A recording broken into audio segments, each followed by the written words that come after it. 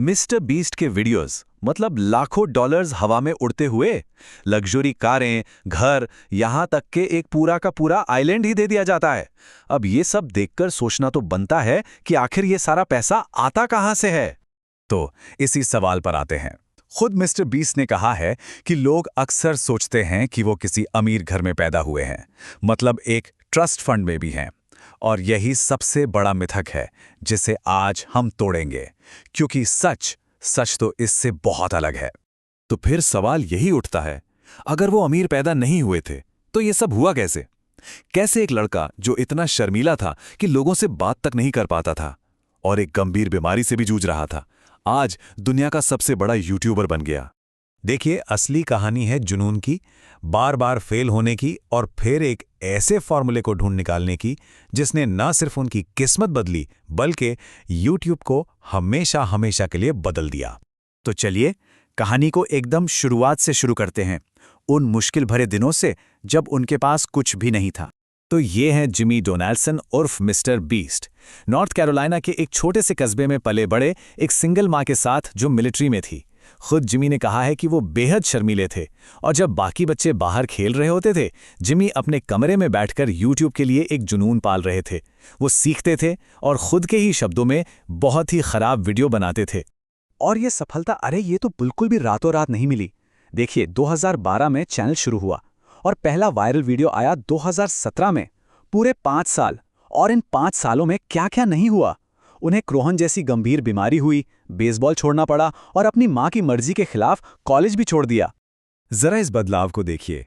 तब एक पुराना सा लैपटॉप था जो बार बार क्रैश होता था, आज एक वर्ल्ड क्लास प्रोडक्शन स्टूडियो है। तब एक माइक खरीदने के लिए महीनों पैसे बचाने पड़ते थे, आज लाखों डॉलर्स यूं ही दे दिए जाते हैं। मां से अपना चैनल छुपाना पड़ता था और आज वही मां उनकी सबसे बड़ी सपोर्टर हैं। ये है उनकी मेहनत और लगन का नतीजा। सालों की इसी मेहनत के बाद आखिरकार वो पल आया जब उनका जुनून एक मौके से टकराया और बस यहीं से सब कुछ बदल गया। अब ये शायद सुनने में बहुत अजीब लगे, लेकिन उनका पहला वायरल वीडियो यही था। उन्होंने कुछ ऐसा करने का सोचा जो इतना मुश्किल, इतना बेतुका था कि कोई और उसे करने के बारे में सोच भी नहीं सकता था। 1 लाख, जी हां 1 लाख। उन्होंने एक वीडियो में 40 घंटे से भी ज्यादा बैठकर बिना रुके 1 लाख तक गिनती की। अब लोग हैरान थे कि भाई कोई ऐसा करेगा क्यों, और यही हैरानी उन्हें इस वीडियो की तरफ खींच कर ले आई। और यहीं उन्हें अपना पहला आहा मोमेंट मिला। उन्हें समझ आया कि बेहिसाब मेहनत अपने आप में एंटरटेनमेंट है। जब कोई ऐसा काम करता है जो लगभग नामुमकिन लगे, जिसमें इतनी ज्यादा मेहनत लगे, तो लोग उसे देखे बिना रह ही नहीं पाते। पहले आहा मोमेंट ने उन्हें वायरल तो कर दिया, लेकिन जो दूसरा आहा मोमेंट था उसने उन्हें वो मिस्टर बीस्ट बनाया जिन्हें हम आज जानते हैं। और ये वो पल था जब उन्होंने पैसे देने को, यानी परोपकार को, अपने बिजनेस मॉडल का सेंटर बना लिया। कहानी बड़ी मजेदार है। उन्हें अपनी पहली बड़ी ब्रांड डील मिली, $5000 की।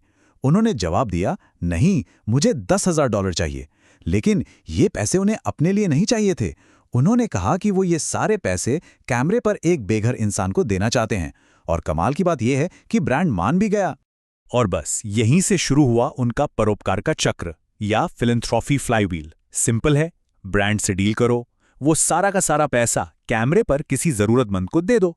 वो वीडियो अपनी उदारता की वजह से वायरल हो जाएगा, जिससे और भी बड़े ब्रांड्स आएंगे, और फिर बस इस साइकिल को दोहराते जाओ और बड़े स्केल पर। क्या जबरदस्त मॉडल था। लेकिन ये सिर्फ एक बिजनेस मॉडल नहीं था। जब उन्होंने उस बेघर इंसान के चेहरे पर वो खुशी देखी तो उन्हें जो महसूस हुआ वो असली था। जैसा कि उन्होंने खुद कहा, उन्हें बहुत अच्छा लगा, बहुत खुशी मिली, और बस उन्होंने तय कर लिया कि उन्हें ये और करना है। लोगों की मदद करने से मिलने वाली वही खुशी उनकी असली मोटिवेशन बन गई। तो अब उनके हाथ एक कामयाब फॉर्मूला लग चुका था और उन्होंने इसे इतने बड़े स्केल पर इस्तेमाल किया जिसकी किसी ने कल्पना भी नहीं की होगी। अब बात सिर्फ एक इंसान की मदद करने की नहीं थी, बल्कि पूरे के पूरे ग्लोबल मूवमेंट खड़े करने की थी। और इसका नतीजा, अरे वो तो कमाल का था।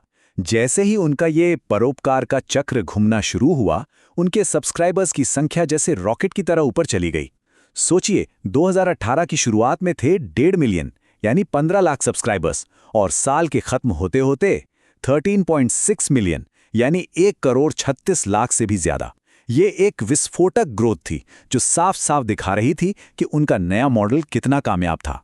जब वो 20 मिलियन सब्सक्राइबर्स तक पहुंचे तो उन्होंने कुछ बहुत बड़ा करने का फैसला किया और आइडिया एकदम सिंपल लेकिन बहुत पावरफुल था, टीम ट्रीज।